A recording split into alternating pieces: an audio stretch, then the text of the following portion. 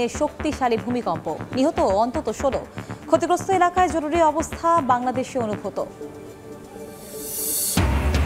বাংলাদেশ চীন একটি চুক্তি ও 8টি সমঝোতা সই, শান্তি ও স্থিতিশীলতায় বেইজিং এর সহযোগিতা চান প্রধান উপদেষ্টা।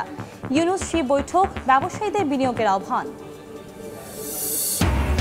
গাজা ইসরায়েলি হামলায় নিহত 40, উপত্যকায় খাদ্য সংকটে লাখ লাখ ফিলিস্তিনি, পরিস্থিতি দ্রুত নিয়ন্ত্রণে না এলে দুর্ভিক্ষের শঙ্কা জাতিসংঘের।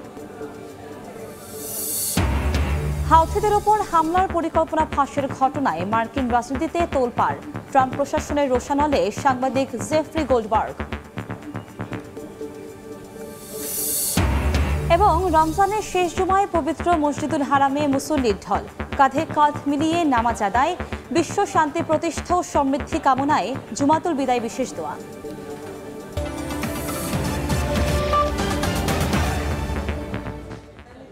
আন্তর্জাতিক সময়ের সঙ্গে আছি আমি কনক আজাদ। 2 দফা শক্তিশালী ভূমিকম্পে কেঁপে উঠল দক্ষিণ পূর্ব এশিয়ার দেশ মিয়ানমার। এতে প্রাণ হারিয়েছেন অন্তত 15 জন। রিক্টার স্কেলে ভূমিকম্প দুটির মাত্রা ছিল 7.7 ও 6.4।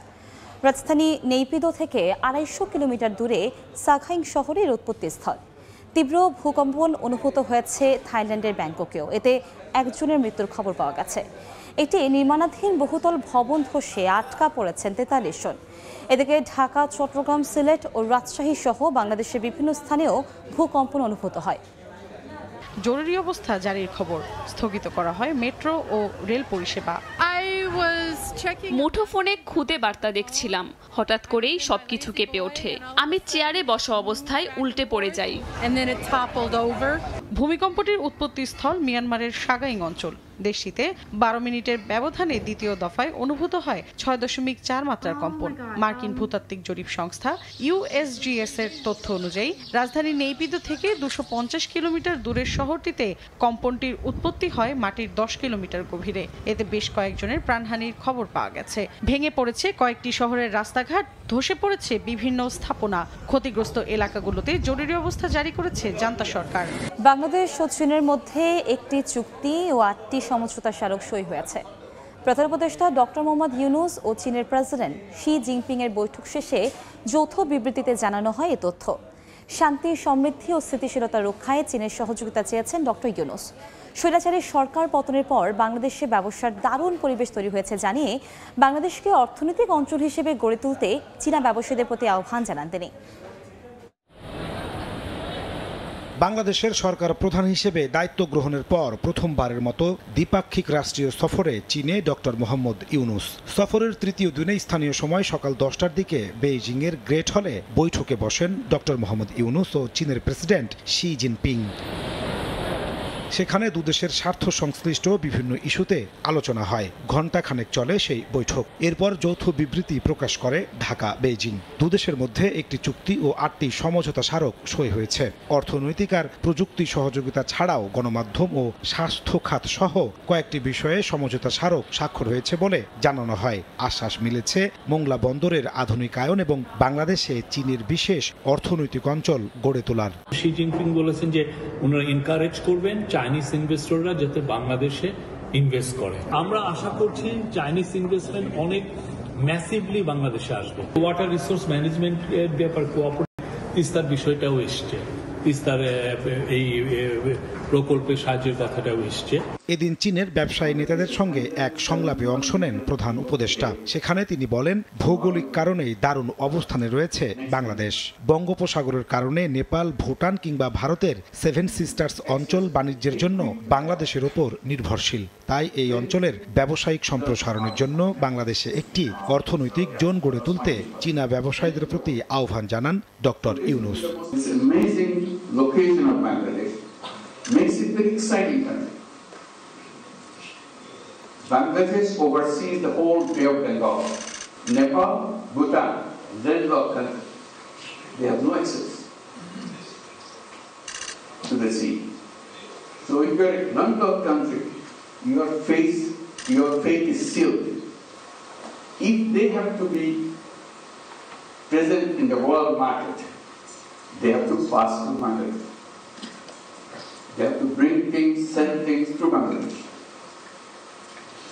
And suddenly you have a new economic zone.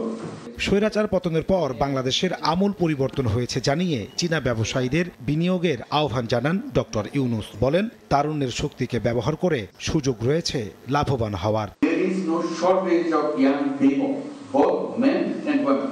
If you are making any technologically oriented businesses, I think it would be good to consider Bangladesh. Huge transformation in Bangladesh just about 8 months back. You are invited to be part of that new Bangladesh. একই দিন চীনের vice president Han Zheng China council for the promotion of international ট্রেডের vice president Yao ওয়াওয়ের সঙ্গে বৈঠক করেন প্রধান উপদেষ্টা। 4 দিনের রাষ্ট্রীয় সফর শেষে সোমবার ঢাকায় ফেরার কথা রয়েছে প্রধান উপদেষ্টার। নাজমুস সালেহী, সময় সংবাদ। ইসরায়েলের নির্বিচার হামলার মুখে ভয়াবহ মানবিক সংকটে গাজা। খাদ্যের অভাবে দিন পার করছেন লাখ লাখ মানুষ। মাত্র 2 সপ্তাহের জন্য খাবার মজুদ রয়েছে তাদের। পরিস্থিতি দ্রুত নিয়ন্ত্রণ না এলে দুর্ভিক্ষের আশঙ্কা করছে জাতিসংঘের বিশ্ব খাদ্য কর্মসূচি। তবুও থামছে না নেতানিয়াহু বাহিনী। বৃহস্পতিবার নতুন করে গাজায় ইসরায়েলি হামলায় মারা গেছেন অন্তত 40 জন। ধ্বংসস্তূপের নিচে চাপা পড়েছে বহু মানুষ। হামাসের মুখপাত্র আবদেল লতিফ আল কানুয়াকে হত্যা করেছে নেতানিয়াহু বাহিনী। ইসরায়েলি বিমান হামলায় নিহত হয়েছেন স্বাধীনতাকামী সংগঠন হামাসের মুখপাত্র আবদেল লতিফ আল কানুয়া। বৃহস্পতিবার ভোরে গাজার উত্তরাঞ্চলের তাঁবুতে অবস্থান করার সময় তাকে লক্ষ্য করে বোমাবর্ষণ করে ইসরায়েলি বাহিনী। আল আকসা টেলিভিশন ও শেহাব নিউজ এজেন্সি এই হামলার খবর নিশ্চিত করেছে। এদিকে মার্কিন সিনেটে ইসরায়েলের কাছে অস্ত্র বিক্রি বন্ধে ভোট বাধ্যতামূলক করার ঘোষণা দিয়েছে বার্নি স্যান্ডার্স। সামাজিক মাধ্যমে এক্সে দেয়া বিবৃতিতে এই মার্কিন সিনেটর জানান, ইসরায়েলের কাছে অস্ত্র বিক্রি বন্ধে 2টি প্রস্তাব উত্থাপন করবেন তিনি। আরও বলেন, নেতানিয়াহু স্পষ্টভাবে আন্তর্জাতিক ও মার্কিন আইন লঙ্ঘন করেছেন, আর এই নৃশংসতায় যুক্তরাষ্ট্রের সম্পৃক্ততা বন্ধ করতে হবে। গাজায় ভয়াবহ মানবিক সংকট নিয়ে উদ্বেগ জানিয়েছেন জাতিসংঘের শরণার্থী সংস্থা UNRWA এর প্রধান। তিনি জানান, যুদ্ধ শুরু হওয়ার পর থেকে এত দীর্ঘ সময় গাজা কখনো খাদ্য ও চিকিৎসা সহায়তা ছাড়া কাটায়নি। বর্তমানে গাজায় লাখ লাখ মানুষ মারাত্মক খাদ্য সংকটের মধ্যে রয়েছে। মাত্র 2 সপ্তাহের জন্য খাদ্য মজুদ রয়েছে বলে জানিয়েছে জাতিসংঘের বিশ্ব খাদ্য কর্মসূচি। পরিস্থিতি দ্রুত নিয়ন্ত্রণে না এলে দুর্ভিক্ষের আশঙ্কা করছে সংস্থাটি। ইয়াসিন মোহাম্মদ জিসান, সময় সংবাদ। ইয়েমেনের গৃহযুদ্ধে গেল 10 বছরে 50,000-এরও বেশি বেসামরিক নাগরিক হতাহত হয়েছে। দেশটিতে মারাত্মক মানবিক সংকট তৈরি হয়েছে। হাউথি বিদ্রোহীদের এক প্রতিবেদনে উঠে এসেছে এমনই তথ্য। শিশুদের মধ্যে অপুষ্টি এবং শারীরিক বিকাশে স্থবিরতা প্রবল আকার ধারণ করেছে বলে জানান হাউথিদের স্বাস্থ্য মন্ত্রণালয়ের মুখপাত্র। 2014 সালে ইয়েমেনে গৃহযুদ্ধ শুরু হয়। সে বছর সেপ্টেম্বর মাসে রাজধানী সানা দখল করে নেয় হাউথিরা। পরবর্তীতে মার্চে একাধিক আরব দেশ ডিসিসিভ স্টর্ম নামের যৌথ অভিযান শুরু করে হাউথিদের বিরুদ্ধে। গোষ্ঠীটির স্বাস্থ্য মন্ত্রণালয়ের মুখপাত্র আনিস আল আসবাহি জানান, যুদ্ধের প্রভাব ইয়েমেনের প্রতিটি ক্ষেত্রে গভীরভাবে পড়েছে, বিশেষ করে স্বাস্থ্য খাতে। এছাড়া জ্বালানি সংকট স্বাস্থ্যসেবা ব্যবস্থাকে আরও খারাপ করেছে। ইয়েমেনের হাউথি বিদ্রোহীদের ওপর হামলার বিষয়ে সিগন্যাল চ্যাট ফাঁস হওয়ায় তোলপাড় মার্কিন রাজনীতিতে। ওই ঘটনার বিষয়ে প্রতিবেদন প্রকাশ করে এই বছরের সবচেয়ে বড় খবর বাজিমাতে কৃতিত্ব অর্জন করেছেন জেফ্রি গোল্ডবার্গ। কিভাবে ভুলবশত স্পর্শকাতর গ্রুপে যুক্ত হয়েছিলেন সে বিষয়ে বিস্তারিত তথ্য দেয় ট্রাম্প প্রশাসনের রোষানলে পড়েছেন তিনি। ইয়েমেনের হাউথিদের ওপর হামলার তথ্য ফাঁস হওয়ার ঘটনায় তোলপাড় মার্কিন রাজনীতি। মার্কিন সাময়িকী আটলান্টিকের সম্পাদক জেফ্রি গোল্ডবার্গ বিস্ফোরক প্রতিবেদন প্রকাশ করে এবছর সবচেয়ে বড় খবর বাজিমাতের কৃতিত্ব অর্জন করেন। ওই প্রতিবেদনে জেফ্রি গোল্ডবার্গ জানান, কিভাবে মার্কিন সরকারের একজন জ্যেষ্ঠ কর্মকর্তা ভুল করে তাকে স্পর্শকাতর তথ্যে প্রবেশাধিকার দিয়েছিলেন। এ খবর প্রকাশের পর ট্রাম্প প্রশাসনের প্রত্যেক জ্যেষ্ঠ কর্মকর্তার রোষানলে পড়েছেন জেফ্রি। বিবিসিকে দেয়া এক সাক্ষাৎকারে জেফ্রি বলেন, এসব কিছু শুরু হয়েছিল মুঠোফোনে একটি বিরল বার্তার চ্যাট গ্রুপে যুক্ত হওয়ার পর। সেই গ্রুপে মার্কিন পররাষ্ট্রমন্ত্রী মার্কো রুবিও, প্রতিরক্ষামন্ত্রী পিট হেগসেথ, সিআইএ পরিচালক জন র্যাটক্লিফ এবং জাতীয় গোয়েন্দা সংস্থার পরিচালক তুলসি গ্যাবার্ড সহ মার্কিন মন্ত্রিসভার কর্মকর্তারা ইয়েমেনের সামরিক অভিযানের স্পর্শকাতর বিস্তারিত তথ্য, সময় এবং লক্ষ্যবস্তু নিয়ে আলোচনা করছিলেন। এই ঘটনায় ওয়াশিংটনে আলোড়ন সৃষ্টি করার পর মাইক ওয়ালস জেফ্রিকে ভুল করে ওই চ্যাট গ্রুপে গ্রুপে যুক্ত করার দায় নেন। তিনি বলেন, অন্য একজনকে ওই গ্রুপে যুক্ত করতে চেয়েছিলেন। পাশাপাশি জেফরির সঙ্গে কখনো দেখা হয়নি বলেও দাবি করেন তিনি। জাতীয় নিরাপত্তা উপদেষ্টার এ দাবি প্রত্যাখ্যান করে জেফরি গোল্ডবার্গ বলেন, তাদের দুজনের বেশ কয়েকবার দেখা হয়েছে, যদিও তাদের মধ্যকার সম্পর্কের বিষয়ে বিস্তারিত তথ্য দিতে অস্বীকৃতি জানিয়েছেন জেফরি। এখানেই শেষ নয়, ধনকুবের ইলন মাস্ককে এ ঘটনা তদন্তের দায়িত্ব দেওয়ার বিষয়টিকে হাস্যকর বলেছেন তিনি। গত সোমবার আটলান্টিকে প্রকাশিত খবরে ওই গ্রুপ চ্যাটে ভুলবশত প্রবেশাধিকার পাওয়ার বিষয়টি প্রথম সামনে আনেন জেফরি। ওই চ্যাটে 14 মার্চ ইয়েমেনে হাউথি বিদ্রোহীদের লক্ষ্যবস্তুতে চালানো বোমা হামলার সুনির্দিষ্ট বিবরণ ছিল। তবে ট্রাম্প প্রশাসন জেফরিকে মিথ্যাবাদী বলে অভিহিত করেন এবং ওই অ্যাপে রাষ্ট্রীয় সংবেদনশীল তথ্য আদান প্রদানের দাবিকে চ্যালেঞ্জ করেন। আর তার 2 দিন পর সাময়িকীটি ওই গ্রুপে হওয়া সম্পূর্ণ কথোপকথন প্রকাশ করে। সেখানে অভিযানের বিস্তারিত তথ্যাদি সহ হেক্সেতের বেশ কয়েকটি বার্তাও ছিল। মৌসুমী সাথী, সময় সংবাদ। পবিত্র রমজান মাসের শেষ জুমায় মুসল্লিদের ঢল নামে সৌদি আরবে। বিশ্বের নানা প্রান্তের লাখ লাখ মুসল্লির পদচারণায় কানায় কানায় পূর্ণ হয়ে ওঠে মসজিদুল হারাম। সারাদিন ইবাদত বন্দেগীতে মগ্ন থাকেন ধর্মপ্রাণ মুসলমানরা। মক্কা থেকে আরিফুর রহমানের রিপোর্ট। অশ্রুসিক্ত নয়নে সৃষ্টিকর্তার কাছে ক্ষমা প্রার্থনা, সেই সঙ্গে মুসলিম উম্মার শান্তি ও সমৃদ্ধি চাইলেন মুসল্লিরা। সংযমের মাসে মক্কার কাবা প্রাঙ্গণে কাঁধে কাঁধ মিলিয়ে শেষ জুমার নামাজ আদায় করলেন লাখ লাখ মানুষ। রমজানের শিক্ষায় উদ্বুদ্ধ হয়ে নিজের আত্মার শুদ্ধতায় হাত তোলেন মহান আল্লাহর দরবারে। প্রবাসী বাংলাদেশিরা বললেন, লাখ লাখ মুসল্লির সঙ্গে নামাজ আদায়, কাবাঘর তাওয়াফ করা এক অপূর্ব অভিজ্ঞতা। ওমরা পালনে যাওয়া বাংলাদেশিরাও জানান তাদের অনুভূতির কথা। রিয়াদ শহর থেকে এই পবিত্র মক্কা নগরীতে পবিত্র উমরা হজ পালন করার জন্য আমরা আসছি। আলহামদুলিল্লাহ উমরা হজ শেষ করলাম। এখন পুরো মুসলিম উম্মাহ তথা এবং আমাদের দেশের জন্য আমরা ইনশাআল্লাহ দোয়া করব। লক্ষ লক্ষ মানুষের মধ্যে আমি আমার দেশের জন্য দোয়া করতেছি, সবাই যেন আল্লাহ আমাদেরকে ভালো রাখেন এবং আমরা যেন সবাই ঐক্যবদ্ধভাবে চলতে পারি, দিনের পথে চলতে পারি। ধর্মীয় মূল্যবোধ ও ইসলামের শিক্ষা অনুসরণ করে সমাজে শান্তি প্রতিষ্ঠায় নিজেদের নিয়োজিত রাখার কথাও জানান ধর্মপ্রাণরা। আরিফুর রহমান, সময় সংবাদ, সৌদি আরব। রাষ্ট্রের পরিকল্পনা ফাঁকা বলি নয় বলে মন্তব্য করেছেন রুশ প্রেসিডেন্ট ভ্লাদিমির পুতিন।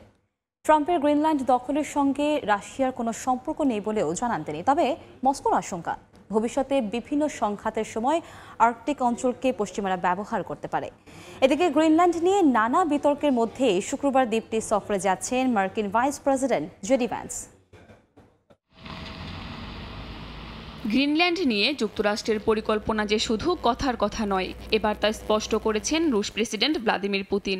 স্থানীয় সময় বৃহস্পতিবার রাশিয়ার উত্তরাঞ্চলীয় শহর মুরমানস্কে আর্কটিক ফোরামে তিনি বলেন, গ্রিনল্যান্ড দখল নিয়ে ট্রাম্প প্রশাসনের বক্তব্যকে হালকাভাবে নিলে ভুল হবে। দ্বীপটি নিয়ে যুক্তরাষ্ট্রের পরিকল্পনার ঐতিহাসিক যোগসূত্র রয়েছে। গ্রিনল্যান্ড নিয়ে যুক্তরাষ্ট্রের গুরুতর পরিকল্পনা রয়েছে। এটি স্পষ্ট যে যুক্তরাষ্ট্র পদ্ধতিগতভাবে তাদের ভূকৌশলগত, সামরিক, রাজনৈতিক ও অর্থনৈতিক স্বার্থকে আর্কটিকে প্রসারিত করবে। ট্রাম্পের গ্রিনল্যান্ড দখলের সঙ্গে মস্কোর কোনো সম্পর্ক নেই বলেও মন্তব্য করেন তিনি। আর্কটিক অঞ্চলে মস্কো ও ওয়াশিংটনের মধ্যে পারস্পরিক লাভজনক বিনিয়োগের সম্ভাব্য সুযোগের কথাও জানান প্রেসিডেন্ট পুতিন। তবে আর্কটিক অঞ্চল নিয়ে ন্যাটো জোটের তৎপরতায় উদ্বেগ প্রকাশ করে পুতিন বলেন, সম্ভাব্য সংঘাতের সময় পশ্চিমা সামরিক শক্তিগুলো পৃথিবীর উত্তরের এই অঞ্চলকে ব্যবহার করতে পারে। অঞ্চলটিতে সেনা মোতায়েন করার কথাও জানান পুতিন। এরই মধ্যে স্থানীয় সময় শুক্রবার গ্রিনল্যান্ড সফরে যাচ্ছেন মার্কিন ভাইস প্রেসিডেন্ট জেডি ভ্যান্স ও তার স্ত্রী উষা ভ্যান্স।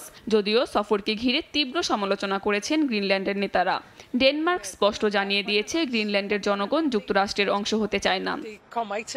কাকুলি আখতার, সময় সংবাদ। ক্যান্সারের চিকিৎসা সংক্রান্ত পার্শ্ব প্রতিক্রিয়ার কারণে হাসপাতাল ঘুরে ক্লারেন্স হাউসে ফিরেছেন ব্রিটেনের রাজা তৃতীয় চার্লস। আপাতত বাড়িতে থেকে চিকিৎসা চলবে তার। স্থানীয় সময় বৃহস্পতিবার চিকিৎসা সংক্রান্ত পার্শ্ব প্রতিক্রিয়ার কারণে হাসপাতালে ভর্তি হন ব্রিটেনের রাজা তৃতীয় চার্লস। চিকিৎসকদের পরামর্শ অনুযায়ী তাকে হাসপাতালে রেখে পর্যবেক্ষণ করা হয়। পরবর্তী পরিস্থিতি বিবেচনায় তার সেই দিনের কার্যসূচি বাতিল করা হয়। শুক্রবারের দাপ্তরিক কাজগুলো পুনর্নির্ধারণের সিদ্ধান্ত নেওয়া হয়েছে। দীর্ঘদিন ধরে ক্যান্সারের চিকিৎসা নিচ্ছেন রাজা তৃতীয় চার্লস। শারীরিক অসুস্থতার মধ্যেও তিনি দাপ্তরিক কাজ চালিয়ে যাচ্ছিলেন। তবে সাম্প্রতিক পার্শ্ব প্রতিক্রিয়ার কারণে চিকিৎসকরা তাকে কিছুদিনের জন্য বিশ্রামের পরামর্শ দিয়েছেন। চিকিৎসকদের পর্যবেক্ষণের পর রাজা তৃতীয় চার্লসকে ক্লারেন্স হাউসে ফিরিয়ে আনা হয়েছে। নতুন পরিস্থিতির পরিপ্রেক্ষিতে রাজপ্রাসাদ থেকে জানানো হয়েছে বাড়িতে থেকে তিনি চিকিৎসা চালিয়ে যাবেন এবং সাময়িকভাবে তার কার্যসূচি পরিবর্তন করা হবে। শারীরিক অবস্থা নিয়ে উদ্বেগ থাকলেও চিকিৎসকদের তত্ত্বাবধানে তিনি নিয়মিত চিকিৎসা নিচ্ছেন এবং যথাসম্ভব দফতরের দায়িত্ব পালন করছেন। তবে পুরোপুরি সুস্থ না হওয়া পর্যন্ত তার জনসম্মুখে উপস্থিতির বিষয়টি নির্ভর করবে চিকিৎসকদের সিদ্ধান্তের উপর। ইয়াসিন মোহাম্মদ জিসান, সময় সংবাদ। আন্তর্জাতিক সময় আরও থাকছে। বাংলাদেশি পর্যটক শূন্যতায় কলকাতার নিউ মার্কেটে ঈদ কেনাকাটায় ধস। চড়া সুদে ব্যাংক ঋণ নিয়ে ব্যবসায়ীদের কপালে এখন চিন্তার ভাঁজ। বিনিয়োগের টাকা তোলা নিয়েই শঙ্কা। বাংলাদেশে আশ্রিত রোহিঙ্গা শরণার্থীদের জন্য $7.30 লাখ সহায়তার ঘোষণা দিয়েছে যুক্তরাষ্ট্র। জাতিসংঘের বিশ্ব খাদ্য কর্মসূচির মাধ্যমে এই সহায়তা দেওয়া হবে বলে জানিয়েছে মার্কিন পররাষ্ট্র দফতর। সম্প্রতি ট্রাম্প প্রশাসনের বিদেশি সহায়তা কমিয়ে দেওয়ায় রোহিঙ্গাদের জন্যই সংকট গভীর হওয়ার আশঙ্কা তৈরি হয়েছিল।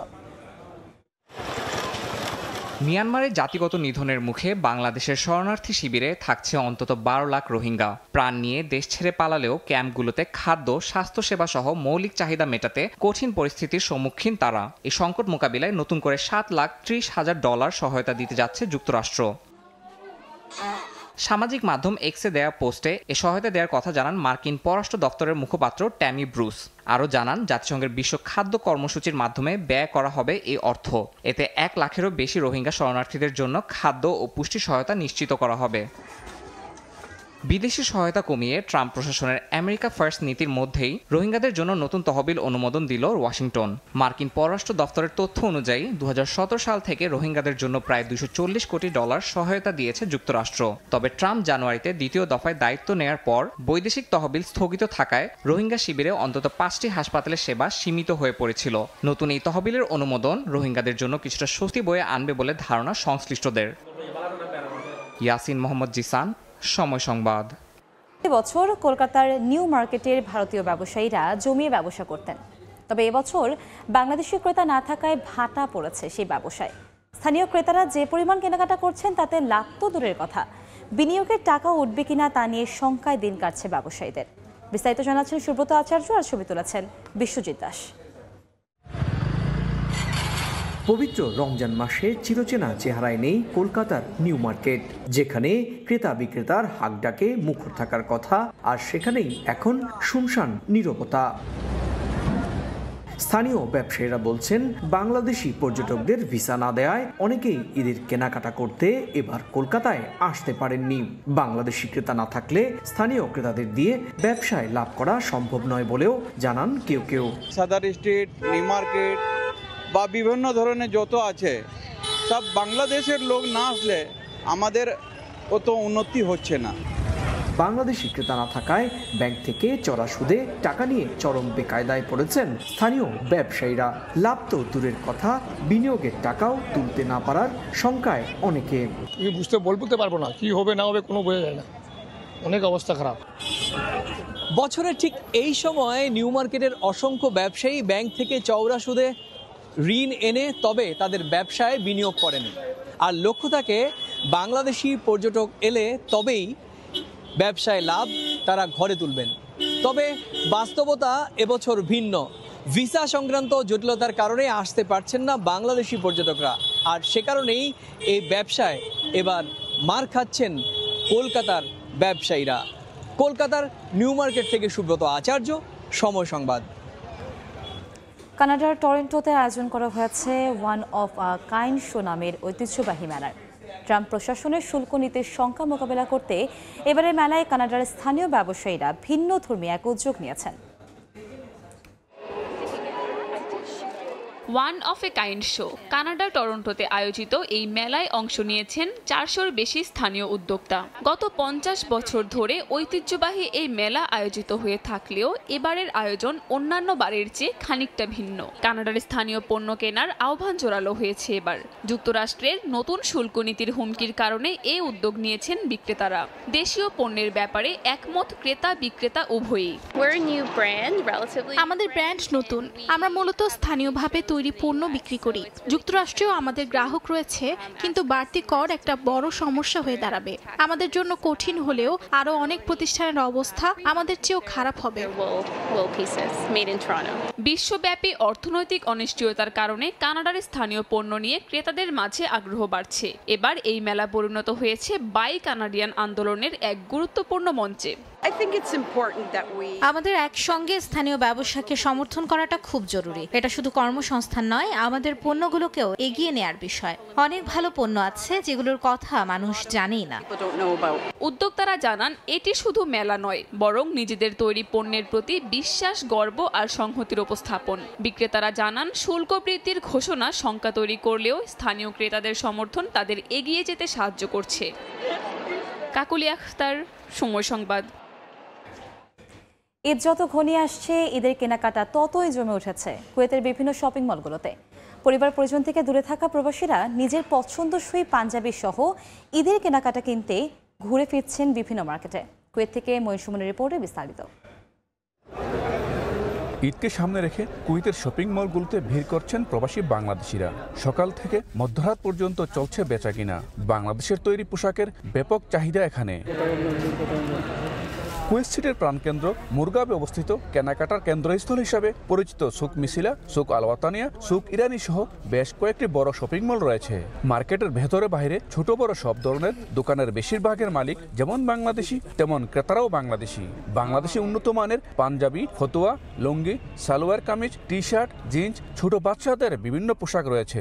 এছাড়াও বিভিন্ন মডেলের শাড়ি, লেহেঙ্গা, থ্রি পিস সহ ভারতীয় বাহারি পোশাকের সজ্জিত দোকান। ঈদে পাঞ্জাবির চাহিদা সবচেয়ে বেশি। কাস্টমারটা একটু কম, কাস্টমার আগের মতো গত বছরের মতো চাপ নাই, চাপ একটু কম। হয়তো সামনে আর 2-4 দিন আছে, একটু ভালো হইতে পারে আশা করি। বাংলাদেশ সহ বিভিন্ন অঞ্চলের দেশের ভালো ভালো প্রোডাক্ট পাওয়া যায়। এর আগে আমি নিয়েছি এখান থেকে, তো আমার খুব ভালো লাগে এখানকার পাঞ্জাবিগুলো, এই জন্য এসেছি এখানে। ঈদ উপলক্ষে তারা পাঞ্জাবির চাহিদাটা একটু বেশি রাখে, শার্ট প্যান্টের চাইতে ওই হিসেবে পাঞ্জাবি একটু বেশি চলতেছে। চাহিদা বেশিরভাগই বেশি বাংলাদেশি পাঞ্জাবি, ওই হিসেবে আমরা বাংলাদেশি পাঞ্জাবির কালেকশনটা একটু বেশি রেখেছি এখানে। ঈদের বাজার করার জন্য আসছি, বন্ধু বান্ধব নিয়ে পাঞ্জাবি নিলাম। এখন শার্টের দোকানে আসছি, শার্ট পছন্দ করে শার্ট নিব। পরিবার পরিজন থেকে দূরে থাকা অসংখ্য প্রবাসীর স্বপ্ন কোনো একদিন ঈদে দেশে পরিবার ও বন্ধু বান্ধবদের সঙ্গে মিলিত হবে, উপভোগ করবে ঈদের আমেজ। মঈন সুমন, সময় সংবাদ, কুয়েত। এই ছিল আন্তর্জাতিক সময়।